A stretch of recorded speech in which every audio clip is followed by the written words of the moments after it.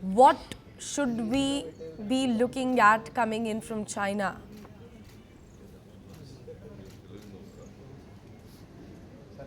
There are a few factors which I think need to be placed before the audience. One is that, of course, the Pakistanis are dependent on American armaments and the F-16 planes, but they are also getting a lot of support, including the JF-17, which I think is being co-produced in Pakistan to a certain extent. So the Chinese have increasingly become, I think, the largest suppliers of arms and equipment to Pakistan.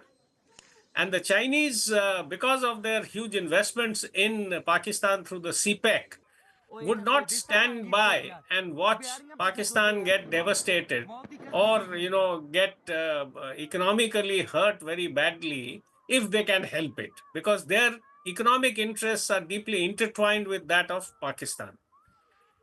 The third thing is that China has, of course, wanted always to have a counterpoise to India, and it is using Pakistan in that sense to keep a threat on the western border of India throughout.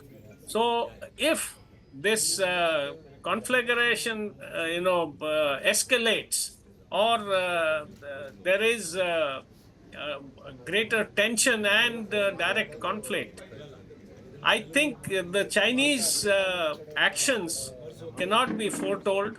They will play a devious role, and that we will have to confront. So that is one thing. The second aspect of what the Air Marshal just mentioned, I support it entirely.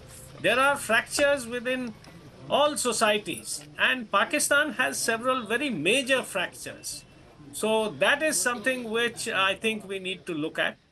The third point I wanted to make is that the Pakistan was on the grey list of the FATF, and with American intervention, they were let off the hook and allowed to go out of it. I think there must be pressure now brought to bear on the US if it wants this. It keeps saying that it is a global strategic partnership with India. Then it must put its weight behind this and again declare Pakistan on the grey list, if not on the black list. The last point is that IMF, which is providing very, a great deal of financial assistance to Pakistan. And mind you, the other two major countries which are supporting Pakistan economically are Saudi Arabia and China. And they also are slightly hesitant now, the way things are moving. So if the IMF, for instance, becomes tight-fisted in providing aid to or grants to actually it is financial assistance in the form of loans, but there must be conditionalities which should be put in, and IMF ultimately is controlled by the US and the EU.